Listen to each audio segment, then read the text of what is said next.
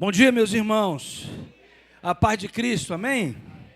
Abra sua Bíblia, por favor, em Atos, capítulo 20, verso 27.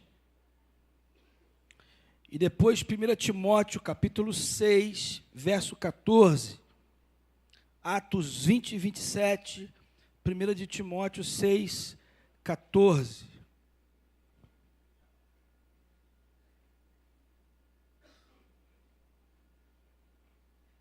Amém?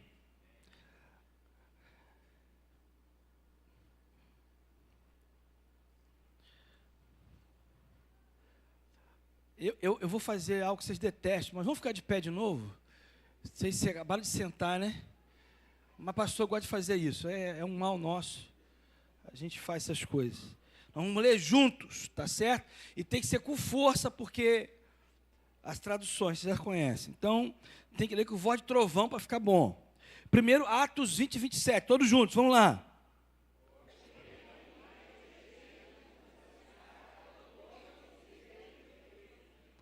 Amém? Agora, 1 de Timóteo 6, 14. Só um minutinho, todos juntos. Vamos lá?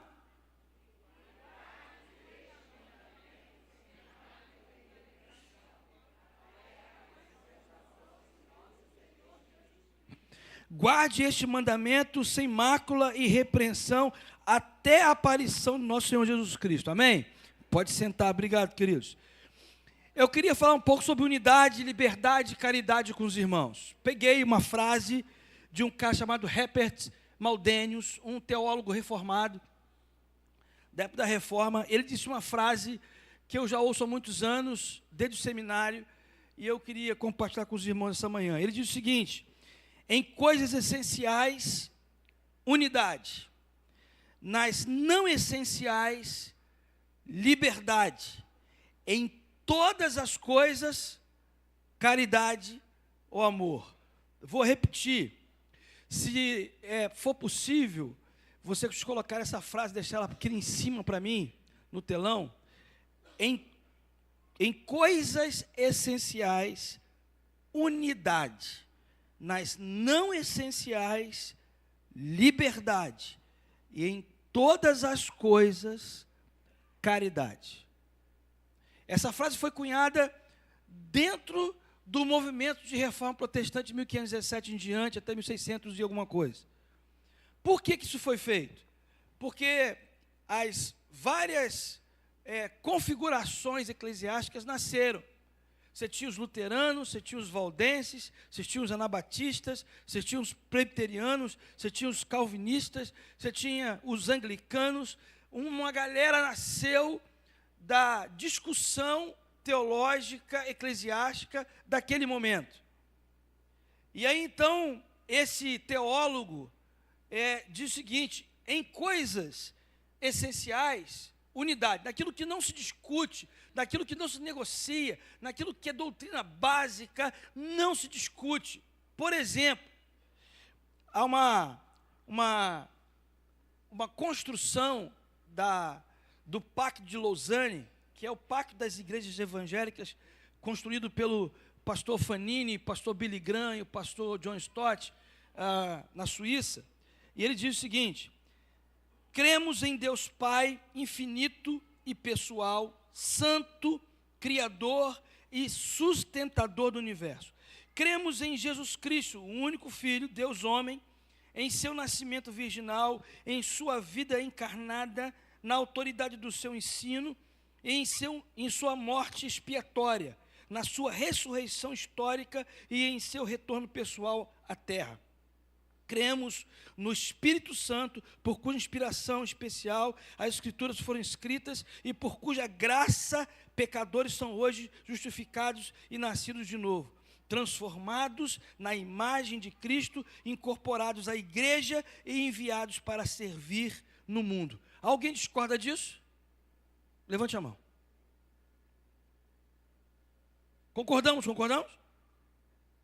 Deus Pai, Criador de todas as coisas, Deus Filho, nosso justificador, o Espírito Santo, capacitador para envio, para ensinar a todas as pessoas. Cremos nisso. Isso é inegociável. não se discute isso.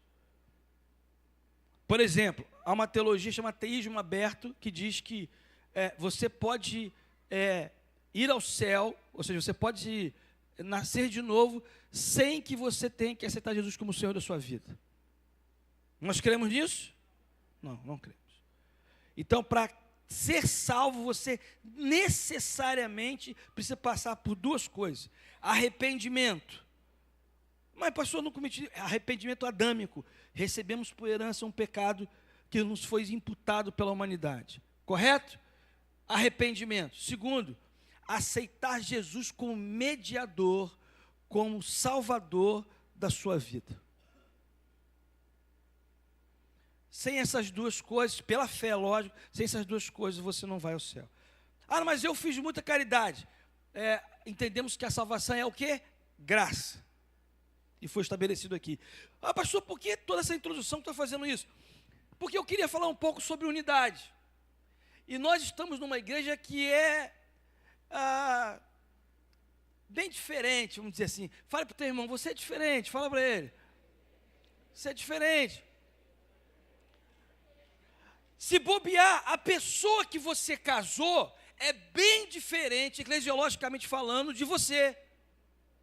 A construção espiritual, eclesiológica, religiosa dela é diferente da sua. Tem alguém assim? Algum casal que você nasceu numa denominação e sua esposa em outra? Levanta o braço. Olha só. Não é estranho isso?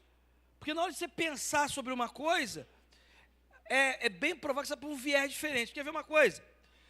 Batismo no Espírito Santo. É com línguas ou sem línguas?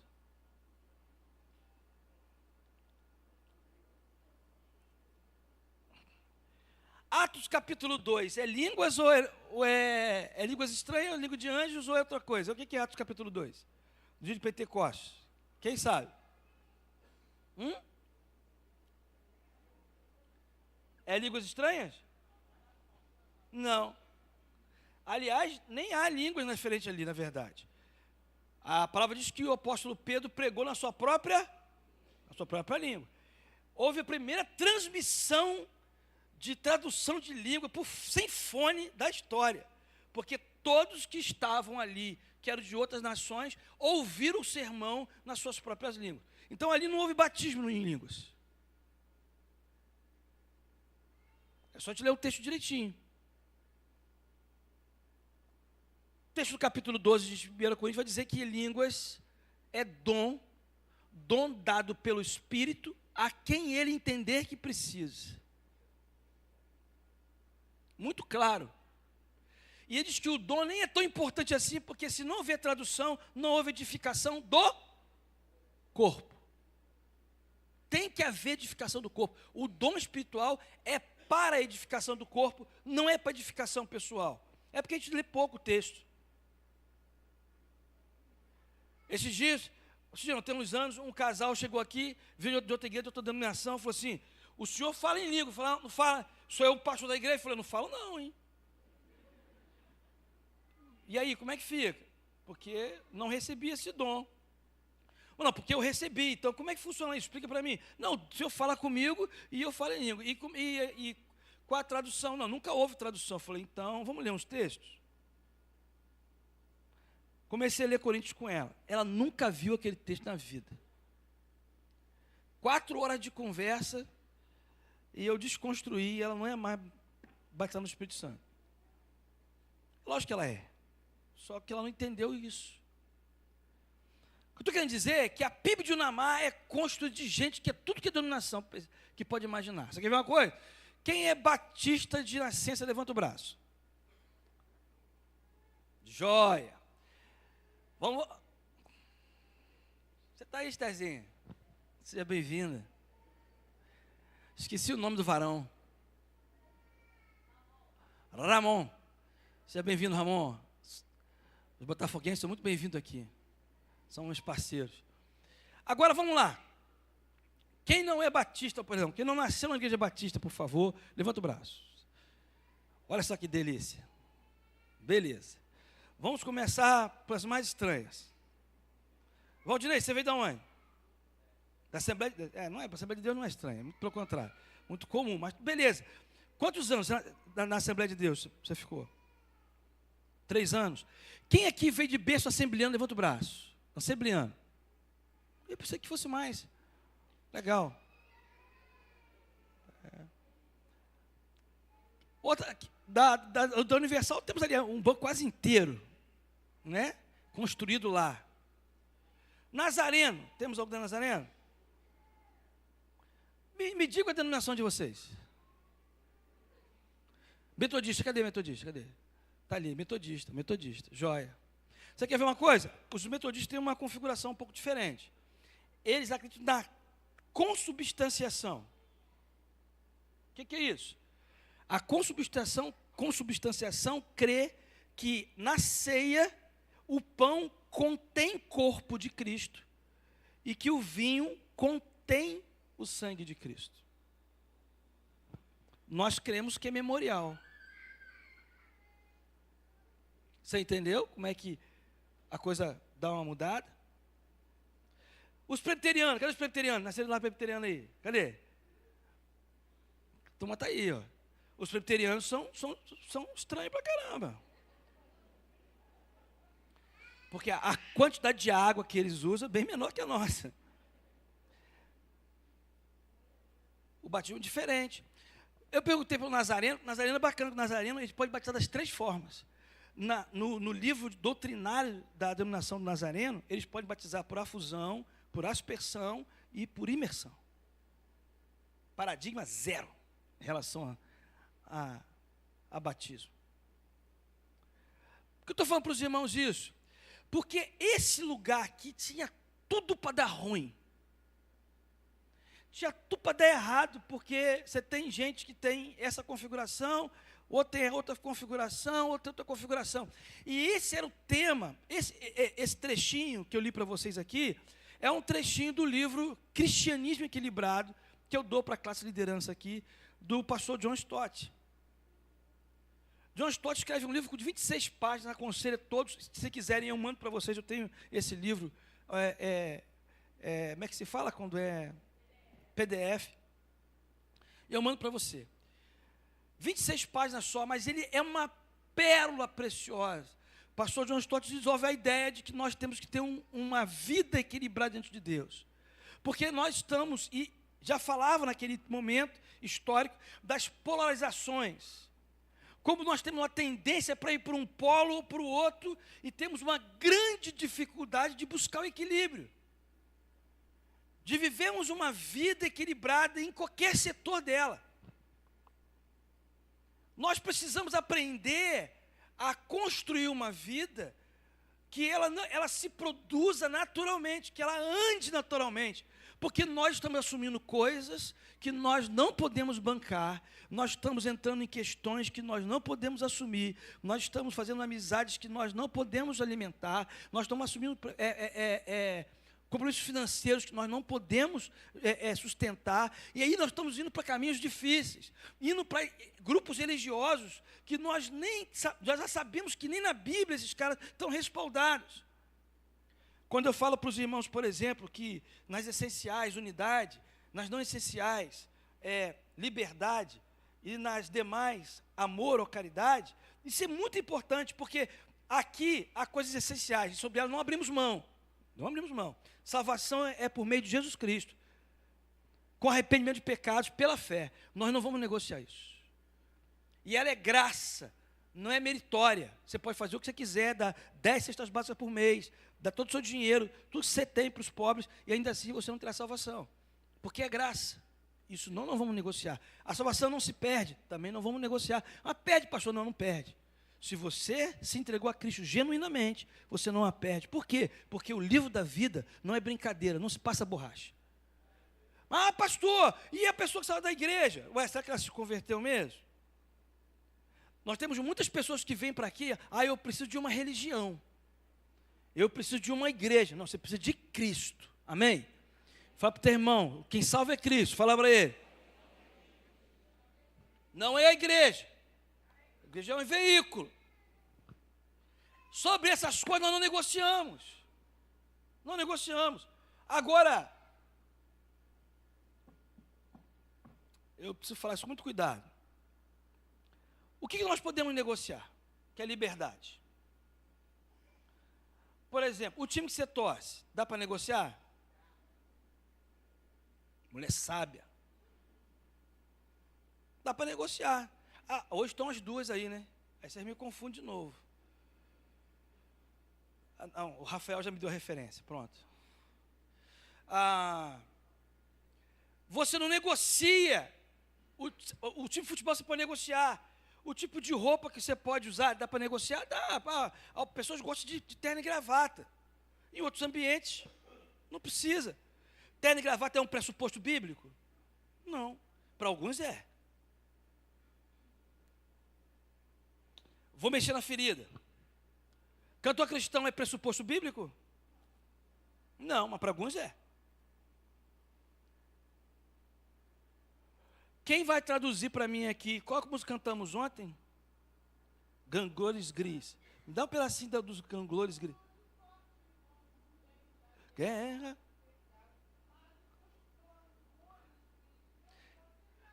Mas seus canglores vis não podem me atingir. Por favor, tradução. Quem pode fazer? Não, sério.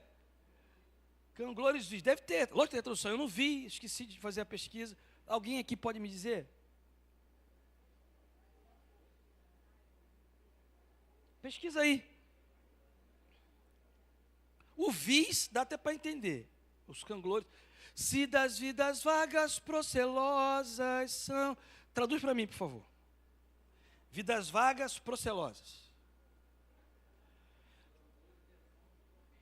Canglores é som de trombeta. Se o som de trombetas vis, fica melhor. Do latim é o quê? Coleira? Folheira? Fogueira? Então, talvez, o que se quer dizer aí é um tom ou é um clamor, né? Alto. Temos que traduzir. Vocês perceberam que se nós formos trabalhar algumas matérias, vamos ter dificuldade. Quem aqui tem acima de 30 anos? Levanta o braço. Beleza. Os acima de 30 anos, traduz para mim canglores e vidas vagas procelosas. Vocês não conseguem. Mas vocês querem que os filhos de vocês aprendam isso. Um português do século XVIII que nós não temos mais acesso.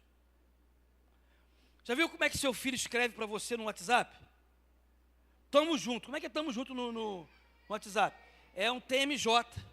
Vai traduzir isso. Eu demorei um ano para entender o que significava, agora já sei.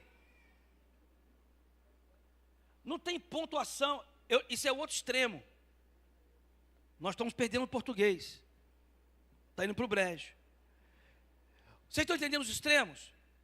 Nós temos um extremo que é uma letra que eu não comunica. Eu não entendo o que essa letra está dizendo. Eu tenho do outro lado alguém que é pobre demais de letra. Não tem nada. Se espremer, não dá nem meia frase. Vocês estão entendendo os extremos que nós estamos indo para o mundo? Nós estamos querendo manter uma tradição em nome só da tradição, sem comunicar uma próxima geração. Irmãos, eu cuido de 65 igrejas como presidente da Associação Batista Serra Mar. 65 igrejas. Deixa eu dizer uma coisa para vocês. Eu tenho medo, tenho um temor que daqui a 20, 30 anos, metade delas feche. Sabe por quê? Falta de passagem do bastão. A falta de comunicação com a próxima geração. Nós não estamos comunicando com a próxima geração. A maioria dos nossos filhos estão indo para o mundo. A maioria dos nossos filhos não estão confessando a fé cristã, porque nós não comunicamos dentro de casa e não comunicamos aqui na igreja. Onde está seu filho agora, por exemplo? Onde que ele está? Se pergunte. Talvez seja porque nós não estamos comunicando. Não estamos comunicando com a vida, não estamos comunicando com a fala, não estamos comunicando com a liturgia. Criamos um hiato entre essa geração que foi construída, como eu fui construído, com o cantor cristão, que me faz muito bem, eu amo o cantor cristão, quero ser claro para os irmãos isso, eu ouço demais o cantor cristão, quando eu vou no carro sozinho, eu boto o cantor cristão e ouço. Eu digo sozinho porque se você botar os filhos, Nem sempre dá. Agora, ele comunica a uma geração, por exemplo, vamos dizer Betão e Stefferson do surf, vamos fazer um evangelismo na praia. E aí as pessoas vão tocar um violão, o Stefferson toca violão. Vamos fazer um evangelismo, reunir a galera assim, aí Stefferson começa, se das vidas vagas procelosas são. Você acha que comunica a tua tribo? Não. Vamos imaginar que você faça isso numa escola ou na universidade, que é hoje um campo missionário. Eu tenho um amigo em São Paulo que ele já está há 26 anos dentro da universidade. Ele não sai, ele é um missionário da universidade, ele passa de curso em curso. Ele é pago pela igreja dele para ser missionário dentro da universidade. Ele pega um violão com a rapaziada, vai para o meio do pátio e toca. E tem que ser muito bem escolhida essas músicas, porque ele está falando para um grupo de pessoas que são universitárias. Sabe qual é a minha razão de pensar assim? Porque talvez um vírus tenha entrado dentro da igreja de Cristo nessa geração. Qual é? O vírus da manutenção. Mas pastor, o que é isso? É o vírus da manutenção. Nós preferimos fazer a manutenção do que temos do que investir em evangelismo. Há uma pregação do pastor Adonias. Aliás, amanhã eu vou estar com ele lá em Campos. Vou participar da reunião da equipe dele. Ele fez um sermão, vocês deviam ouvir, sobre proselitismo ou evangelismo. Nós estamos preocupados em manter o monumento, preocupados em manter isso aqui intacto, tocável, né? Bem seguro dessas quatro paredes, ou estamos cumprindo a missão de pregar o evangelho a todas as pessoas. Viram o texto? A todos, até que Jesus volte.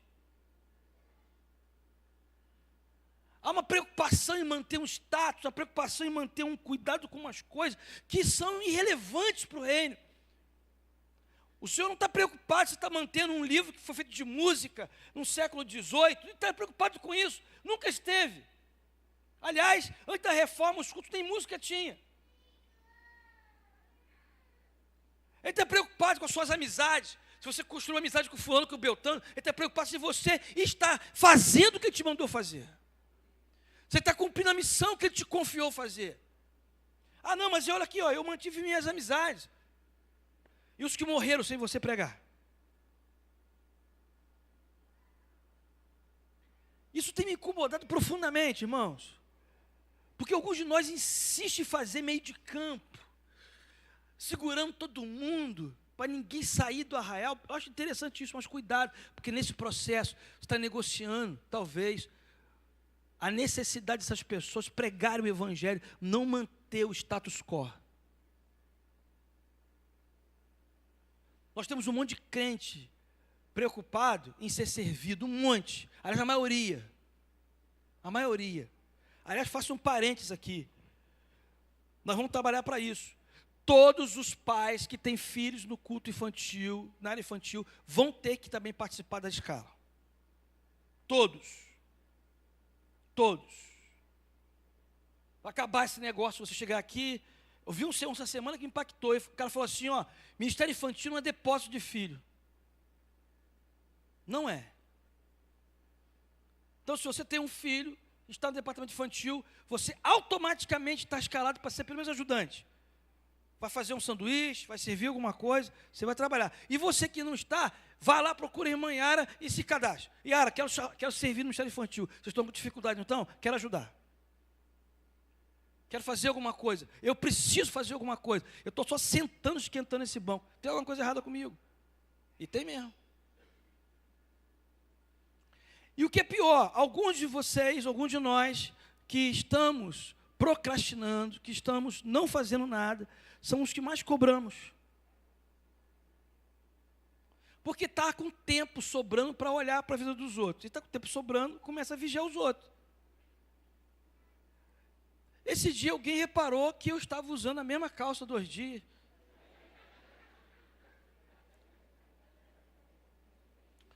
Aí eu falei assim, não, a senhora errou, eu estou 1 semana com ela. Gente, tanta coisa para fazer, eu estou preocupado se a calça do pastor é a mesma. Vou começar a escandalizar agora. Ontem eu estava monocromático. Eu não sabia o que era isso, soube ontem à noite. É a mesma cor. Pastor, você está monocromático. Eu falei, esse é pecado? Me explica para mim. Não, a bermuda e a camisa na mesma cor. Eu falei, obrigado pela observação.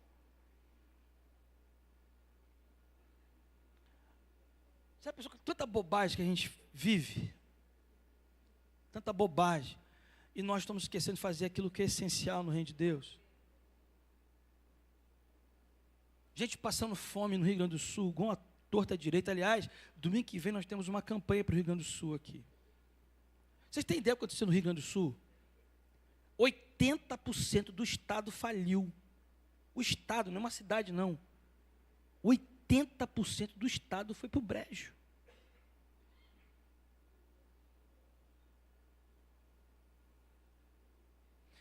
Vocês sabiam que há uma perspectiva para que as cidades litorâneas do Rio de Janeiro, de alguns estados do Brasil, sumam daqui a 50 anos, por causa que vai subir as águas? Nós estamos nela. E nós estamos perdendo tempo com terno ou sem terno? É com tênis ou sapato? É com línguas ou sem línguas? Qual o sexo dos anjos? Não consigo dormir sem saber disso. É com palmas ou sem palmas? É com aleluia ou sem aleluia? Vocês sabiam que essa igreja aqui foi colocada na Serra Mar, Associação Serra Mar, porque aqui em Cabo Frio havia um grupo de pastores que vigiavam as igrejas, porque batiam palmas e davam aleluia?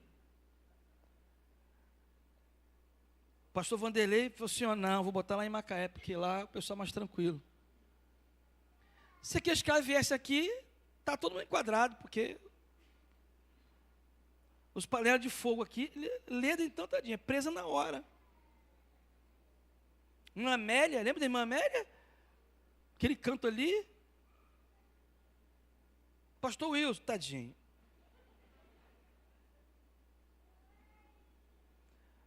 O que eu estou dizendo para os irmãos é que cada irmão, com a sua experiência, é para nós profundamente valiosa. Fala para o teu irmão, você é muito valioso para a minha vida. Muito valioso. Por isso quero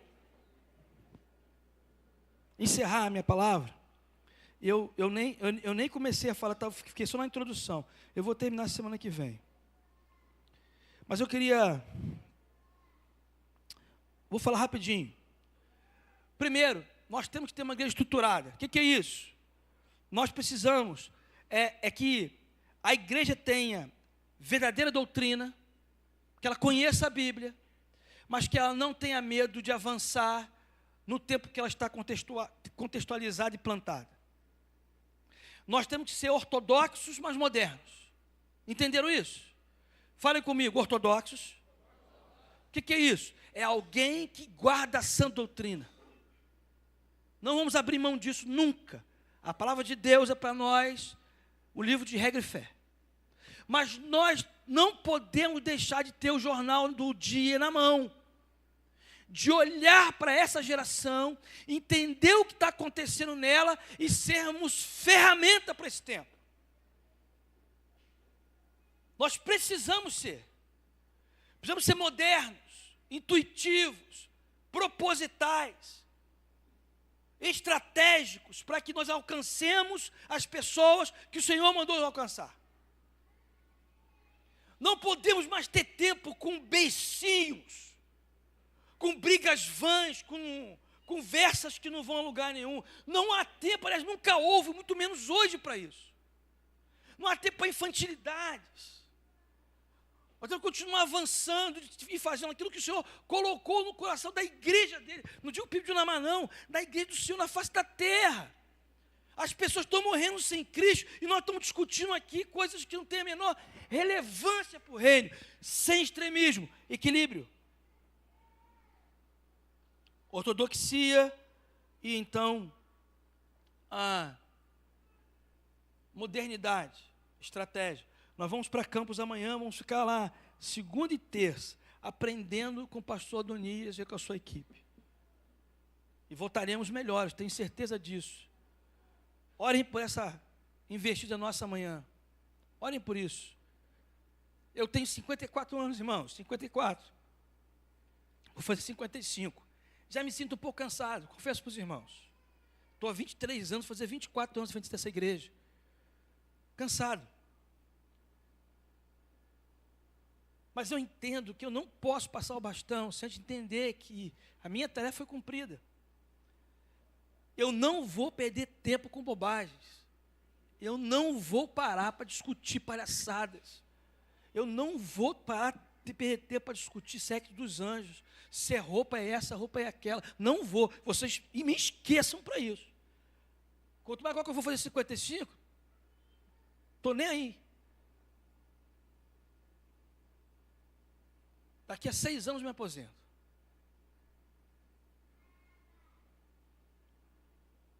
Você precisa acordar. Eu estava falando para a Rubem, nós temos 20 anos, 25 anos de vida útil aí. O que nós vamos fazer com esses 25 anos? Eu quero servir o Senhor com toda a força do meu ser, mas vou fazer isso pensadamente, propositalmente, vou fazer isso conscientemente. Amém? Segundo, adoração formal.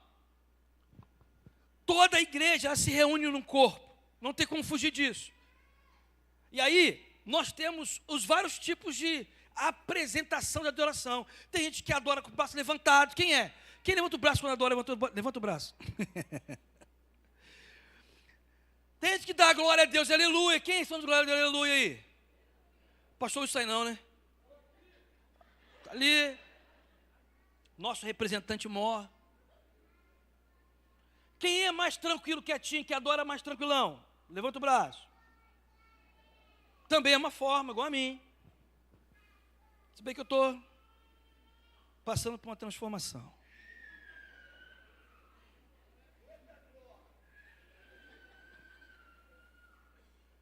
O que eu estou dizendo, tem uma forma errada? Não. Não critique quem é um pouco menos formal, porque levanta os braços, dá glória a Deus, dá seu aleluia. E não critique quem é um pouco formal e está no seu cantinho, mais quieto, cabeça levantada. Isso chama-se liberdade. Nas essenciais, unidade. Nas não essenciais, liberdade. Deixa o homem levantar o braço. Amém? Você sabia que nós só estamos de pé porque tem um ministério de oração nessa igreja muito forte? O dia que eu fui na casa do Batalha e da Mary, nós tínhamos umas coisas para tirar de lá, né? E eu chamei o Wilson, vamos lá comigo. Eu falei, não posso, pastor, estou trabalhando. Então, meu pastor, me cobre aí. Eu tenho plena convicção que eu só estou de pé nesse púlpito porque tem uns caras que oram por mim. Esses dias uma pessoa ali botou lá, acho que foi o Dinaí, mandou uma oração, um áudio, meia-noite. Deus toca no coração de algumas pessoas para orar pela minha vida. E eu sei que não é só a minha vida, é a vida desse ministério. Porque se o pastor dessa igreja cai muita coisa junto. Eu tenho essa convicção. Eu tenho esse entendimento. Eu tenho convicção dessa responsabilidade. Então, querido, a forma não é tão importante, mas o importante é o caráter da adoração. É como está o seu coração. Como você tem entregue isso. Como você vai para a adoração, como você faz isso em unidade com a tua congregação. A diferença eclesiológica, eclesiástica, a diferença que você foi construído eclesiologicamente, não tem a menor importância nessa hora, desde que o teu coração esteja no lugar certo. Os verdadeiros adoradores adorarão em espírito e em verdade. Às vezes é uma preocupação muito com a estética. Esquece isso. Na hora que os pretorianos foram prender Jesus, a estética estava de fora. Quem é Jesus? Eles perguntaram para Judas. Porque todos são iguais, têm a mesma roupa, o mesmo perfil, o mesmo cabelo, o mesmo jeito, mesma cor de pele, são parecidíssimos. Quem é Jesus? Porque eu não vejo ninguém ali com uma roupa diferente, com um cuidado diferente, com um penteado diferente, com um jeitão diferente. Não vejo. Ele é igual àquele que eu beijar a face. Esse é Jesus. A identificação que Judas encontrou para entregá-lo aos pretorianos foi beijar a face. A adoração não tem nada a ver com estética. A adoração tem a ver com caráter.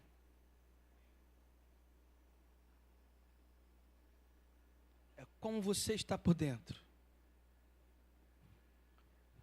Essa igreja, ela fará muito mais do que tem feito até hoje. Eu tenho certeza disso. E ela fará isso com um coração ainda melhor do que tem hoje. Tenho certeza disso. Terceiro, o princípio da conexão. Qual é o princípio da conexão? É o respeito, é o amor. Diz que em tudo, nas essenciais, unidade, nas não essenciais, liberdade, mas em tudo caridade, amor. Depois de respeitar, ame teu irmão, cuide dele, mas ele é uma pessoa difícil demais, cuide.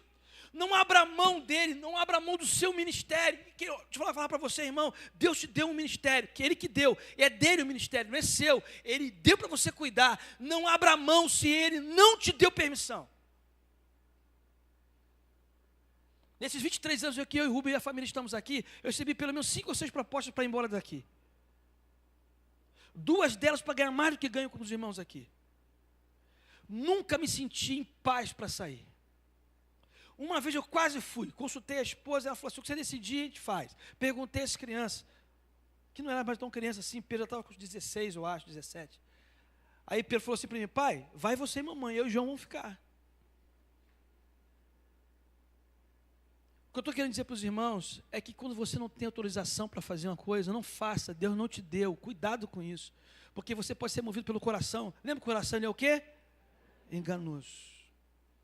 E aí você jogou um ministério que Deus confiou em você, para você fazer, para você desenvolver, para você fazer dele excelente, fazer dele lindo. Você jogou por terra. Eu tenho medo que me pelo desse negócio. Porque se eu faço algo que Deus não quis que eu fizesse, eu não só afeto a minha vida, mas eu afeto a vida da minha esposa, dos meus filhos, dos meus netos, dos netos, dos meus bisnetos, todas as minhas gerações. Se você pegar a Bíblia, lembra de Cã. Não pode sobrar uma descendência de Cã. Todos foram eliminados. Tudo que você faz hoje, tudo que você se envolve, todo tipo de sociedade que você faz, afeta todos que estão à tua volta. Aliás, John Maxwell vai dizer que você é a medida das pessoas com que você anda. Ou seja, digo que você anda e eu dizer quem você é. Cuidado, o ministério não é seu, ele foi entregue para você cuidar e desenvolver. Lembra dos talentos? Não é para você enterrar, é para você multiplicá-lo. E quando o Senhor requerer ele das tuas mãos, aqui Senhor, multipliquei, tu me deste 2, tem aqui 5. É assim que funciona. Se eu fosse você, olha para mim aqui, se eu fosse você, eu ia correndo atrás do ministério que Deus te confiou. Eu não perderia um momento sequer. Eu ia atrás de algum lugar, mas eu nunca fiz nada. Você vai procurar hoje alguma coisa para fazer. Porque você é membro dessa igreja e não está fazendo absolutamente nada. Você precisa estar fazendo alguma coisa. Enganjado, responsabilizado por alguma coisa. Se você não está, isso é pecado. Porque você é um membro do corpo que está inativo. Você imagina que o braço resolveu não fazer nada. Não vou fazer nada não.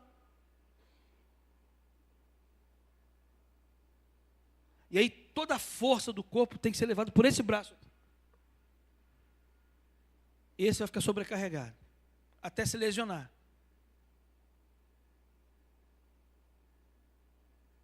Procure hoje alguma coisa.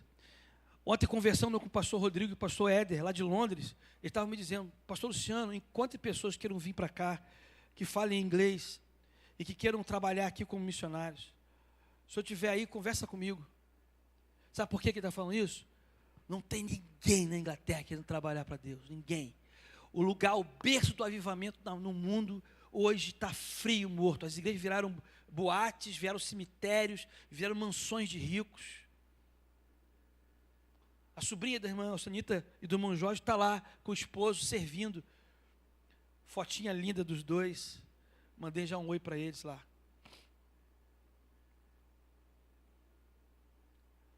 Enquanto nós temos gente sobrando aqui, ó.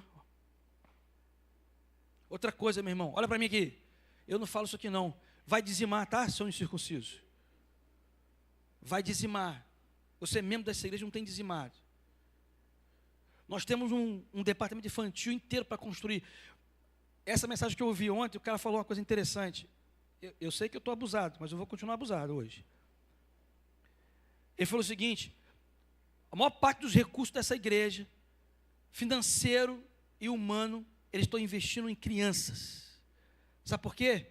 Porque se fez um estudo que a maioria dos filhos dos crentes daqui a 20 anos estarão no mundo. A possibilidade de seu filho ir para o mundo, seu filho de 5 anos, de 4 anos, de 10 anos, é de 80%.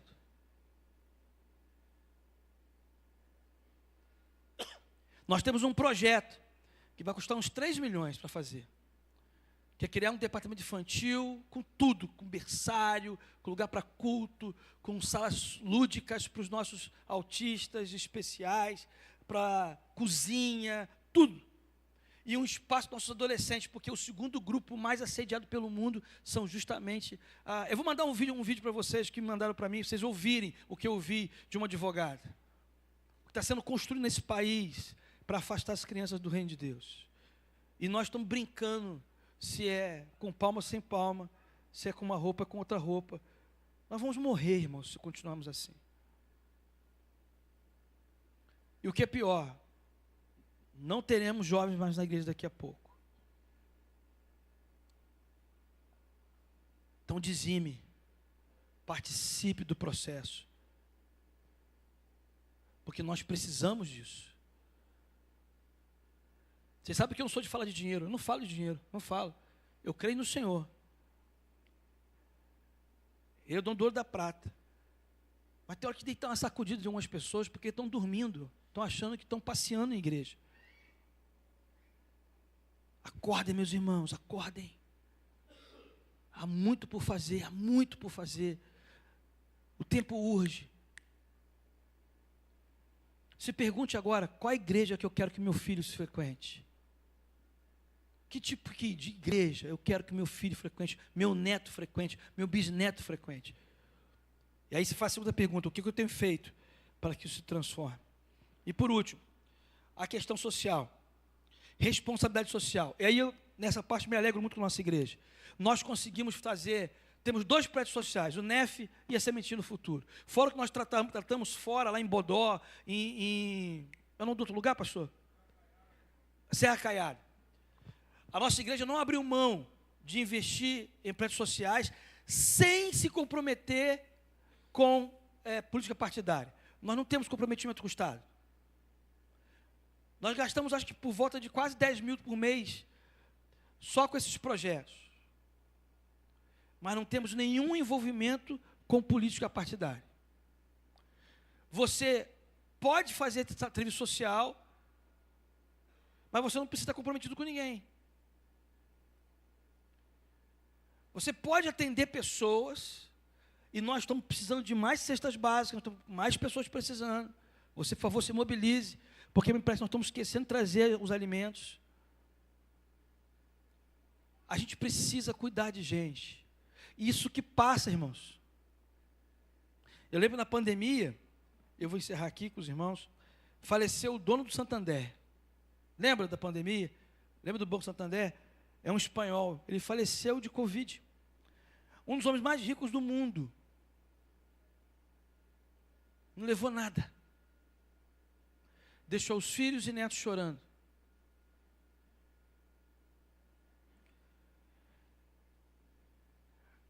As nossas diferenças eclesiológicas, elas não podem ser um motivo para não andarmos juntos e fazermos aquilo que Deus nos confiou. Eu nem tenho medo disso, dessa diferença eclesiológica, porque aqui deu certo. Mas me preocupo se estamos olhando todos para o mesmo lugar, na mesma direção. E eu não vou abrir mão de apontar esse caminho para os irmãos. Tá certo? O corpo pastoral dessa igreja, não estou falando só de mim não, vai apontar o caminho para os irmãos e com força, com propriedade. E sabe qual é a minha expectativa, meus queridos? Que os irmãos nos sigam. Que os irmãos caminhem conosco. Eu creio que os irmãos já tiveram tempo de provar o caráter dos pastores dessa igreja. Nós não somos loucos, não somos irresponsáveis, muito pelo contrário. Confio em cada pastor dessa igreja. E eu tenho certeza que tudo que nós faremos aqui será respaldado biblicamente e feito com muito cuidado, antes de qualquer outra coisa. Amém? Vocês creem nisso? Baixe sua cabeça, feche seus olhos. A adversidade não é ruim, desde que ela não nos tire a unidade. Ser diferente é bom, desde que nos pés de Cristo, ou aos pés da cruz, desde que Cristo seja o centro da sua caminhada. Não há dificuldade nenhuma em pensarmos diferentes, desde que Cristo seja o ponto de partida para a nossa vida. Nas essenciais, unidade. Nas não essenciais, liberdade. Mas em todas as outras coisas, amor, caridade. Meu Senhor, nós te agradecemos por essa manhã, pelo papo que tivemos, pela conversa que tivemos. Eu sou grato ao Senhor pelo ministério que o Senhor nos confiou aqui. E pedimos, imploramos ao Senhor pela liderança dessa igreja, cada um que lidera, que o Senhor tenha misericórdia em nossas vidas, que o Senhor nos ilumine com o teu Santo Espírito a compreender a tua sã doutrina e que nós tenhamos coragem de passar o bastão para a nova geração da forma adequada, correta, para que eles possam dar continuidade a esse evangelho libertador de Jesus Cristo. Nós te louvamos, nós te bendizemos, nós exaltamos o Senhor nessa manhã e fazemos assim no nome de Jesus, nosso Salvador.